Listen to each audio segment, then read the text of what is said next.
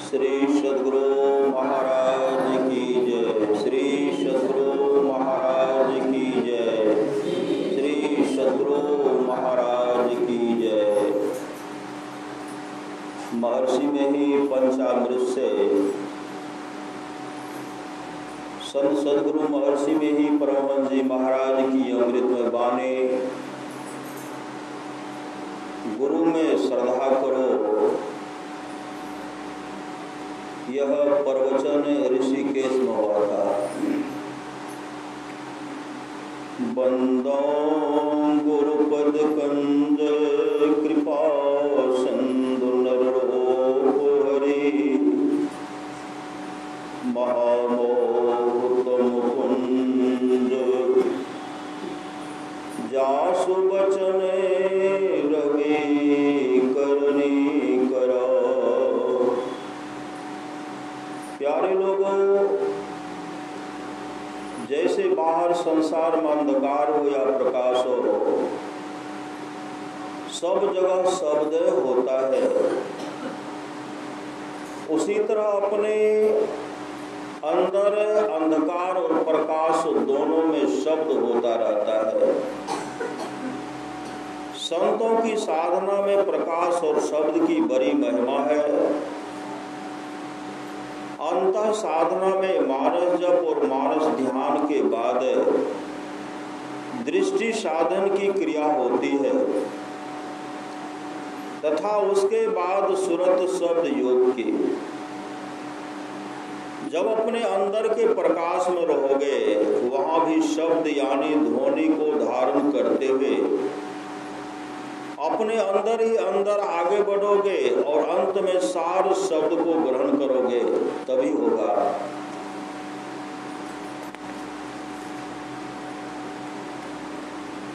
तभी होगा। सोबत जागत उठत बैठत टूक बीन नहीं तारा।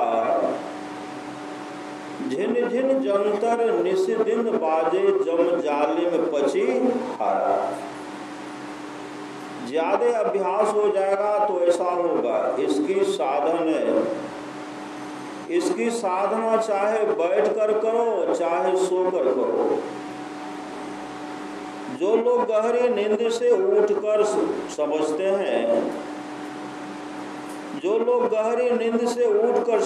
हैं कि बहुत गहरी नींद में थे, यह कौन जानता था कि हम बहुत गहरी नींद में थे। यह जो जीवनी शक्ति है, यह जो चेतन की धारें हैं, यह कभी नहीं सोती हैं, जागती ही रहती हैं, यही जानती हैं। इसी को प्राण पुरुष कहा गया है। प्राण पुरुष आगे चले सोई करत बखाना हो संत तुलसी साहब। एक गोसाई तुलसीदास जी हुए हैं, दूसरे तुलसी साहब। उन्होंने कहा कि सहस्र कमल दल पार में मन बुद्धि हिराना हो। सहस्र कमल के परे पार में मन और बुद्धि खो जाती है तो कहता है कौन है।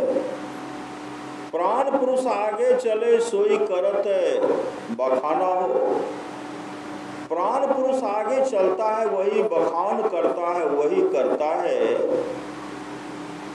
प्राण पुरुष आगे चलता है, वही बखान करता है, वही कहता है। तो यह अभ्यास करते करते होता है।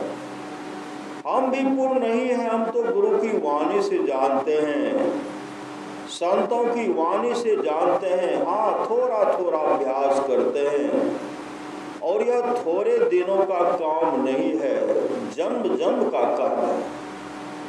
यह ऐसा है कि जब एक बार इसको कोई पकड़ लेता है तो जब तक उसको मोक्ष नहीं हो जाए तब तक इसी रास्ते में बढ़ता हुआ चला जाएगा और बढ़ते बढ़ते आखिर में निर्वाण या परम पद को प्राप्त करेगा। इसके लिए लड़कपन से लोगों को विद्याभ्यास करना चाहिए। लड़कपन से थोड़ा थोड़ा कुछ मन एकाग्र करने का ज्ञान भी होना चाहिए। लड़के पढ़ते हैं, मास्टर या गुरुजी कहते हैं कि मन देकर पढ़ो, बेमन से मत पढ़ो, सुनो, मन से सुनो। यह जो कहते हैं यह मन लगाने को कहते हैं। यह मन लगाना बड़ी बात है।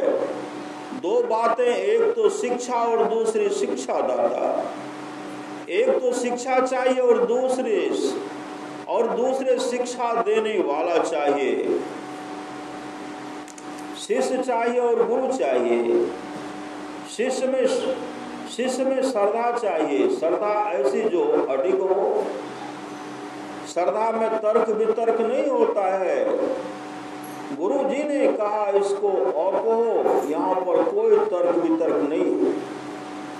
विद्यार्थी पढ़ गया, हाँ गुरु जी, ओ है, यह सब अक्षरों को पढ़ गया, शब्दों को पढ़ गया, लेकिन जड़ में थी श्रद्धा। अगर श्रद्धा नहीं होती तो कुछ भी नहीं होता। इसी वास्ते भगवान श्री कृष्ण ने भी कहा कि श्रद्धाशील को ज्ञान होता है और जो श्रद्धावंत नहीं है वह विनाश को प्राप्त हो जाता है। इस वास्ते गुरु में श्रद्धा करो। जीवन में जवानी आती है, जवानी बहुत मुश्किल का, कठिन समय का है।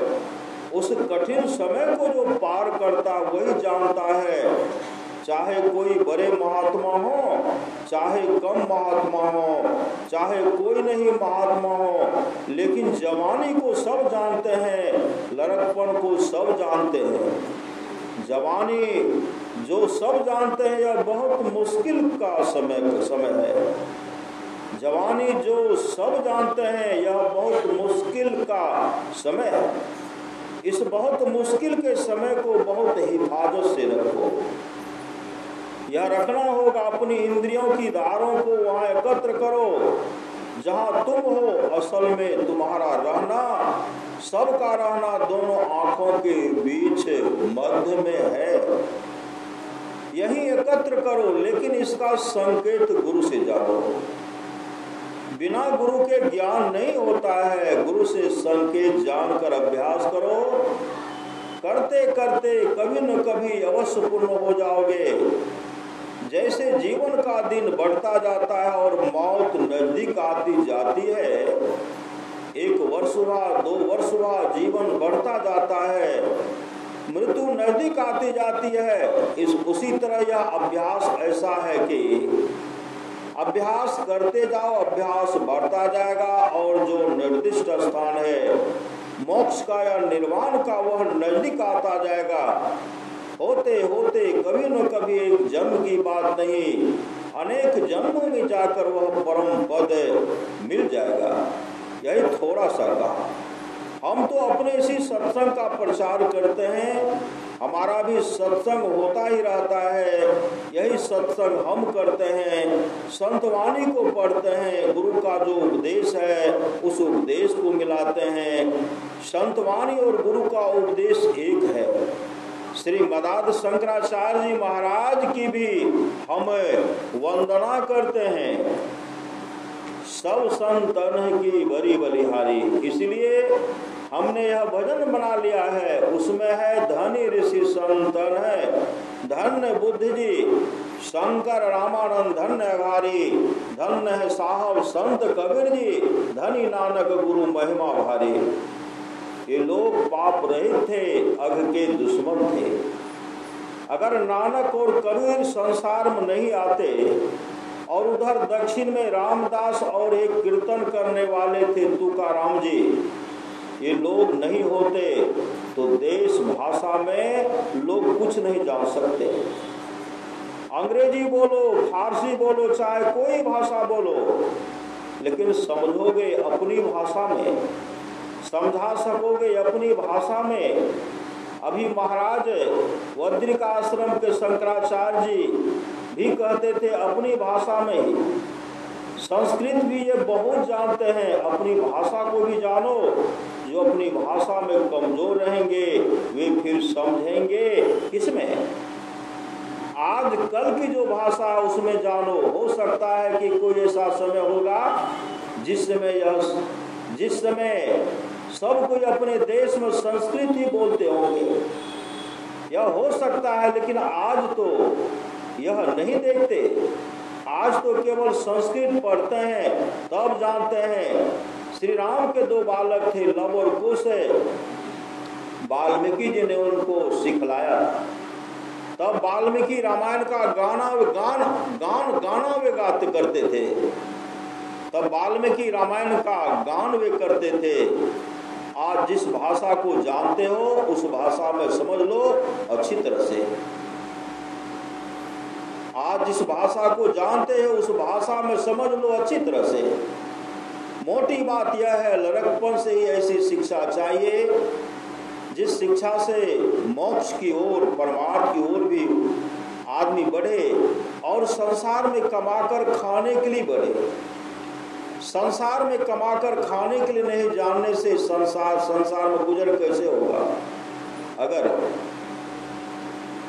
कोई साधु महात्मा है तो वे कमाते नहीं है तो उनको शिक्षा लेनी पड़ती है। अच्छे महात्मा है, भिक्षा लेते हैं तो संसार को शिक्षा देते हैं। उनके काम में योग है, वे संसार को शिक्षा देते हैं। और जो संसार को शिक्षा देने में असमर्थ है और भिक्षा लेने में समर्थ है, यह कैसे हो सकता है? यह थोड़ा सा कह दिया। सब चेतन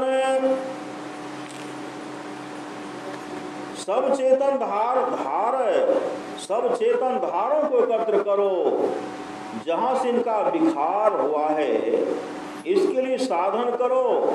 महर्षि में ही हम कभी नहीं, महर्षि में ही हम कभी नहीं। महर्षि नाम से हम बहुत डरते हैं। अगर मुझे कोई महर्षि कह देते हैं तो मैं अपने को बहुत लज्जा मानता हूँ। अगर मुझे कोई महर्षि कह देते हैं तो मैं अपने को बहुत लज्जा मानता हूँ। महर्षि तो ये है, महर्षि महेश योगी जी की तरफ इंगित करके बोलते हैं। आनंद से रहिए, खुश रहिए।